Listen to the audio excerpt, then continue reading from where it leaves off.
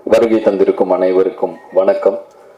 முதல்ல என்னுடைய நன்றிகளை தெரிவிச்சுக்கிறேன். எதுக்குன்னா கிட்டத்தட்ட ஒரு 4 வருட இடைவெளி பிறகு இசையமைப்பாளராக மட்டும் நடிக்காமல் வெறும் இசையமைப்பாளராக மட்டும் களமிறங்கிய அரண்மனை 4 அரண்மனை 4ஓட ரிவ்யூஸ் வந்து ரொம்ப பாராட்டியிருந்தீங்க எல்லாரும்.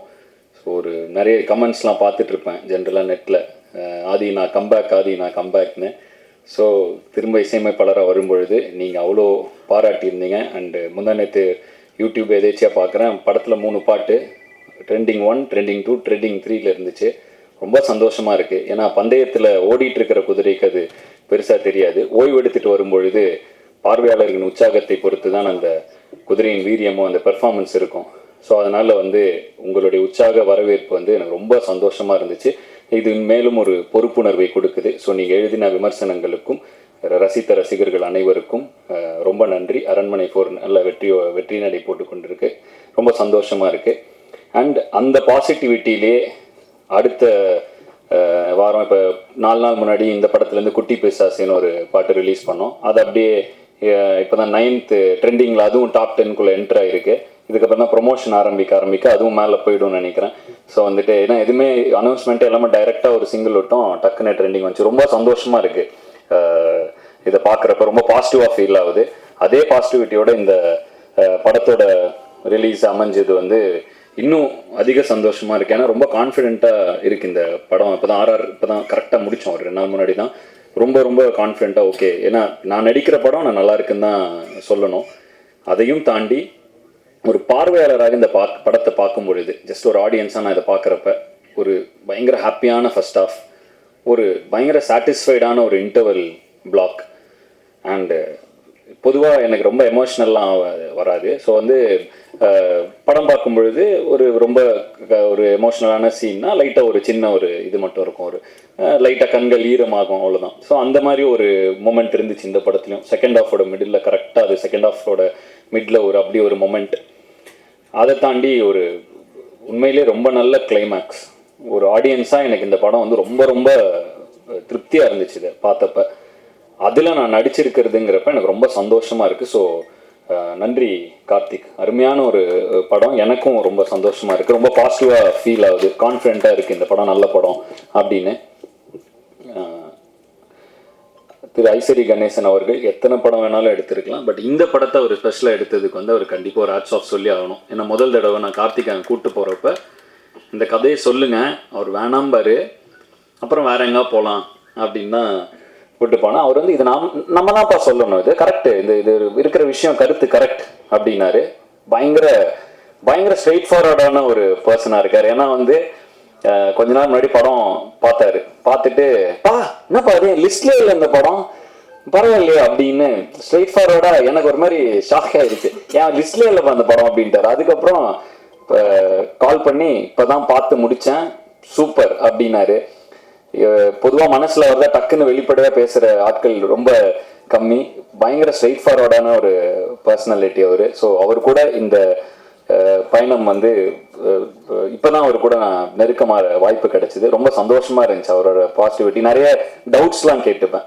கொஞ்சம் என்னுடைய ஆர்கனைசேஷனில் இம்ப்ளிமெண்ட் பண்ணுறது இது எப்படின்னா அது எப்படின்னா இந்த இதெல்லாம் எப்படி டீல் பண்ணீங்கலாம் கேட்பேன். பொறுமையாக எனக்காக உட்காந்து விளக்குவார். ஸோ படங்களை பற்றி பேசுறத விட இந்த மாதிரி ஏதாவது டவுட்ஸ் வந்தால் அவர்கிட்ட போய் கேட்டால் அவர் இருக்கிற இடத்துல இருந்து அதை வளர்ந்து வர ஒருத்தருக்கு வந்து அவ்வளோ ஷேர் பண்ணிக்கணும்னு அவசியம் இல்லை. பட் எனக்காக இதெல்லாம் வந்து டைம் எடுத்து ஷேர் பண்ணார். நிறைய அதை எங்கள் ஆர்கனைசேஷன் இம்ப்ளிமெண்ட்டும் பண்ணோன்னா ரொம்ப நல்லா ஒர்க் ஆகுது. ஸோ அதுக்கும் ஒரு நன்றி.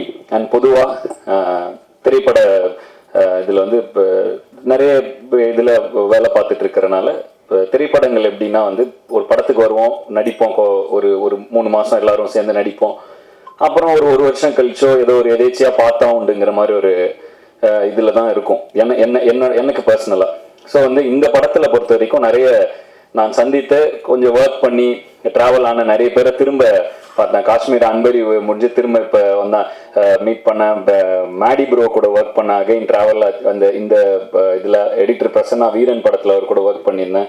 ஸோ திரும்ப இந்த படத்தில் இணைஞ்சேன். ஸோ இப்படி திரும்ப அப்படி ஒரு இது வரப்போ அவ்வளோ சந்தோஷமாக இருக்குது அந்த எக்ஸ்பீரியன்ஸே.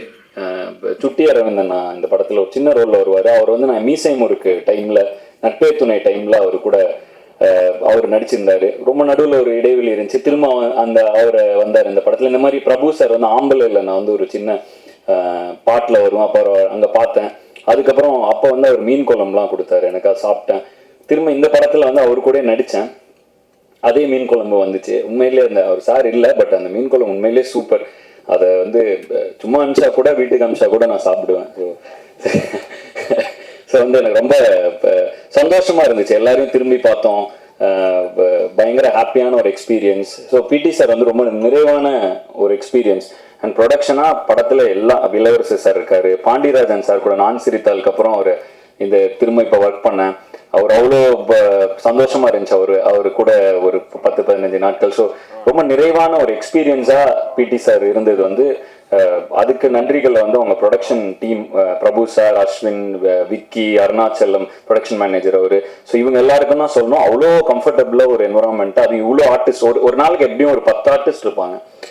கோட் சீன்லாம் வந்து ஆல்மோஸ்ட் ஒரு பிரபு சார் இருக்காரு, பாக்யராஜ் சார் இருக்காரு, இளவரசு சார் இருக்காரு, மதுவந்தி மேம் இருப்பாங்க. ஸோ எல்லாம் ஒரு 10 ஆர்டிஸ்ட் இருப்பாங்க. ஸோ எல்லாரையும் கம்ஃபர்டபுளாக பயங்கர சூப்பர் காமாக வச்சு நல்ல ஒரு பாசிட்டிவாக ஒரு என்விரான்மெண்ட் அமைச்சு கொடுத்து, அது எப்பவுமே ஒரு என்விரான்மெண்ட் பாசிட்டிவாக இருந்தால் அதில் பண்ணுற ஆர்ட் இன்னும் பாசிட்டிவாக இருக்கும்.